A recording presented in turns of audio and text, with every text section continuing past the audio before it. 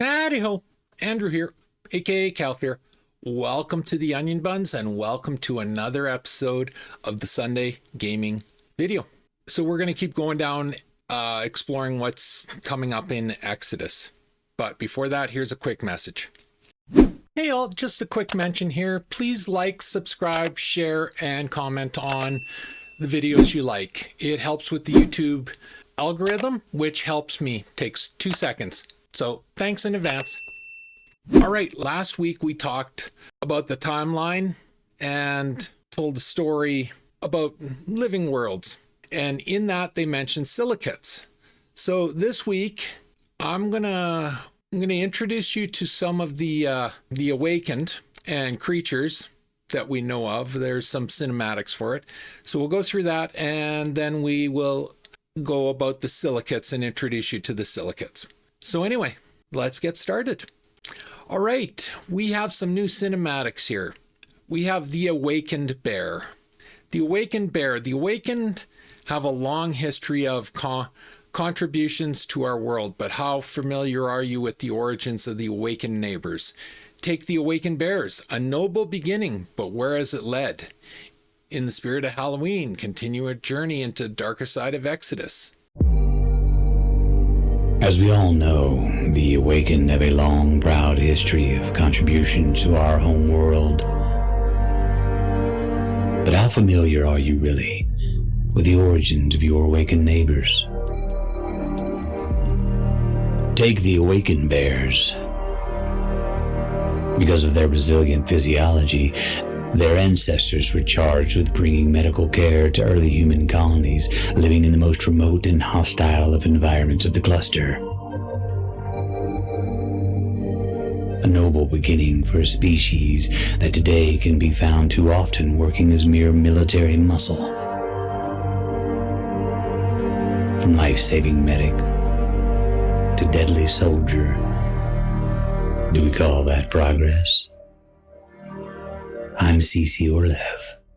Yesterday, today, and tomorrow. All right, that's pretty interesting, actually.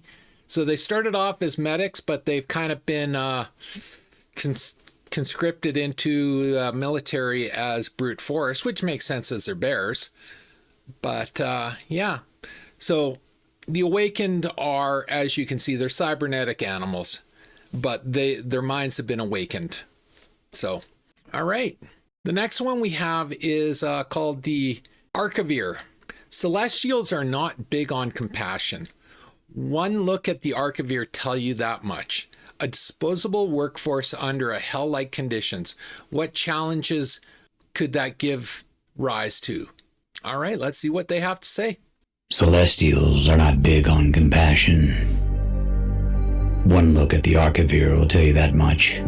These hardy changelings were designed to survive the extreme. Acid, radiation, even hard vacuum. Their unique biochemistry allows them to adapt to almost anything the universe might throw their way. That doesn't mean that they enjoy it, but their celestial creators don't care much about their pain. Arkavir are a disposable workforce, dropped off on dead worlds to mine resources and then left behind when the work is done. Some survive, build up communities under hell-like conditions. Of course, their origins leave most of these groups mighty suspicious of outsiders. So approach with caution. I am CC Orlev. Yesterday, today, and tomorrow.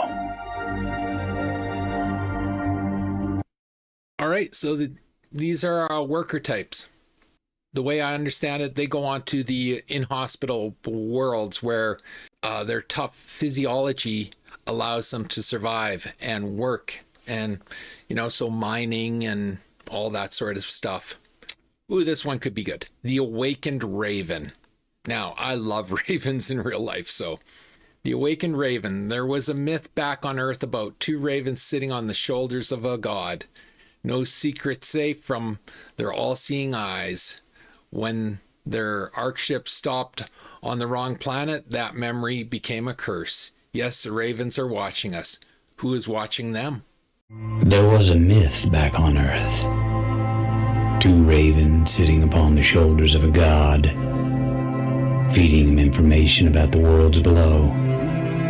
No secret safe from their all-seeing eyes. Awakened ravens were engineered to be problem solvers, keen curiosity and remarkable memories. But when their Ark ship stopped on the wrong planet, that memory became a curse. They can't forget what went wrong.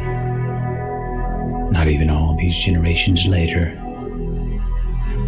Ravens are problem solvers, and people, left to their own devices, cause problems.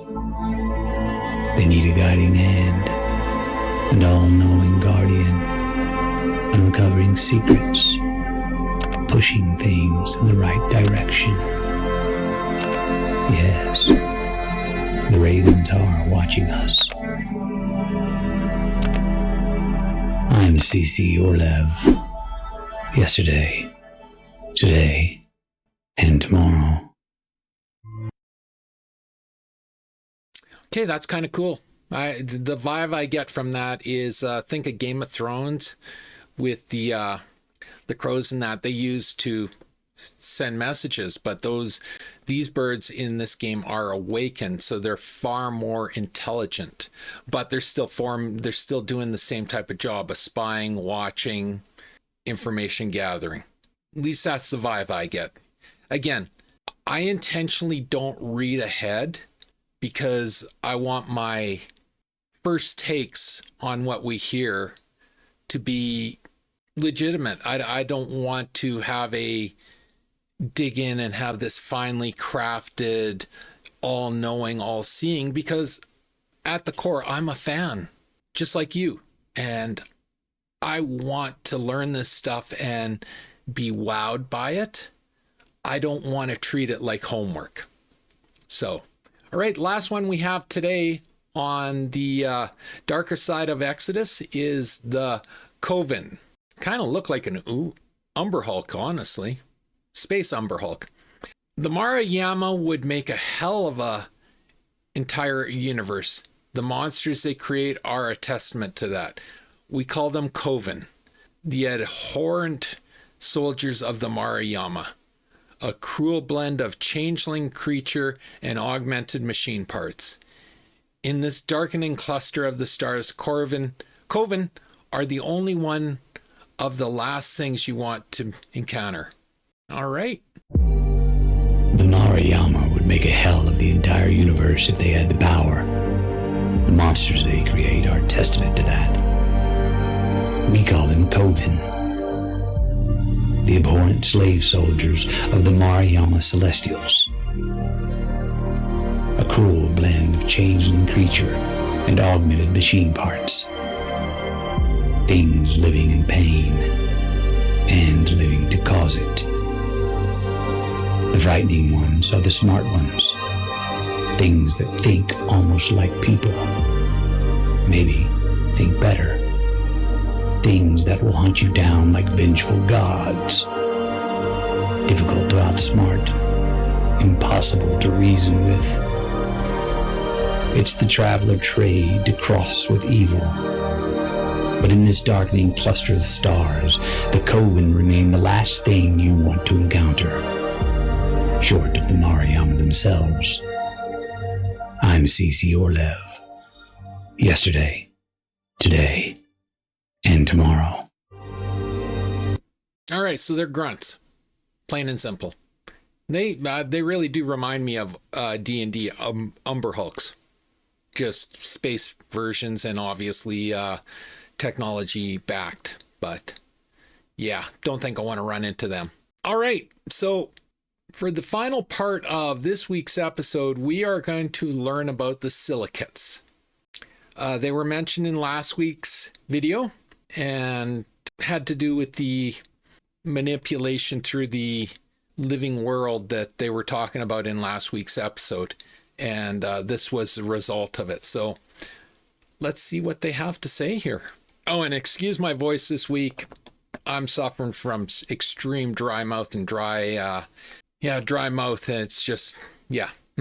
All right, silicates. They look interesting, don't they? To say the arrival of humanity in the Centauri cluster was not easy as a dramatic understatement. We faced unknown challenges and deadly enemies spread across thousands of planets in hundreds of systems. Against these overwhelming odds, humanity's focus was on survival. Fortunately, our ancestors who made it to the Centauri were experts in survival. After traveling for generations across thousands of light years aboard the Ark ships fleeing a dying Earth, they were not about to back down from any fight. In Centauri, we encountered harsh, uninhabitable landscapes and regions controlled by the creatures that had no intention of sharing their living space with humans. Many of these aliens were recognized as distant relatives of terrestrial animals that had evolved and adapted to their new surroundings. Others were beings genetically engineered to thrive in the most extreme conditions, monsters resembling the things that crawl through the dark corners of our worst cryosleep nightmares. However, the greatest threat to our survival was, and always will be, the Celestials themselves. Descended from the first settlers from Earth to reach Centauri, these ancient beings have shed the last vestige of their humanity and evolved into something unrecognizable and terrifying. With technological advancements far eclipsing our own, we found ourselves exposed and at their mercy. This vulnerability gave rise to the travelers, heroic explorers who dared to stand as champions of humanity across the cluster. In their journeys to distant stars, they seek out relics and remnants from lost celestial civilizations to use in our never-ending battle for survival. But they also found something else, something even the Celestials hadn't discovered: silicates. Nobody knows exactly what ancient culture gave rise to the silicates. The true origins of the silicates remain a mystery even to this day. We do not know if they were created by a long-forgotten civilization or if they were true alien life that evolved independently in Centauri or perhaps somewhere else. For Celestials, silicate eggs appear as rare but simple crystals or gems with no power or significance. Only with the touch of a human does the symbolic bond awaken, allowing the silicate to hatch and merge with human flesh.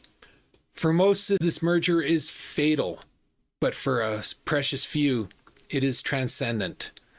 Once a human bonds with a silicate, their transformation is radical and permanent. As the saying goes, what doesn't kill you makes you stronger. The symbiotic union of humans and silicate creates a new being known as a daemon. The individual skin changes, becoming translucent but virtually impervious. Their muscular evolves, giving them incredible speed, strength, and other physical abilities. They become something greater, something even the Celestials fear. Silicates are humanity's leverage. Daemons don't need weapons. They are weapons. They give humanity a fighting chance against the Celestials. They even the playing field. Since silicates will only bond with humans, there are some who see them as a religious light. They believe human-silicate coexistence was preordained. It was meant to be and brought to fruition by some higher power. Others just see it as fortunate break for humanity, a piece of good luck to offset all the hardship that we have had to endure. However, silicates are not without their drawbacks. Daemons are prone to intrusive, violent thoughts and urges. Some theorize that silicates are speaking to their hosts through these dark musings, influencing and changing their behavior to suit their own dark purposes. Others feel the silicates merely allow daemons to tap into the primal shadow that exists within all humanity, buried beneath the veneer of civilization and manners. But whatever reservations humanity may have about Silicants and daemons, one thing is certain: the Celestials fear them far more than we do. That alone validates their true value and our cause. So that's interesting. So the Silicate is a merger of a human and this life form into a new life form. So in the book, there's two Silicates, but they don't actually explain any of this. You just get to see how powerful these really are. So this will be something interesting to keep an eye on in the coming months. All right, so that's the video for today. Some interesting stuff there. If you like the video, leave a like, a subscribe, and a share. I'm trying to grow my channel, and a like, a subscribe, and a share does me wonders, and I do appreciate it. Always feel free to leave a comment. I encourage everybody to leave a comment. It gets us interacting, and it really does help me with the YouTube algorithm. And as always, pew, pew, pew, and shit. Thanks for watching. Have a great day. Bye.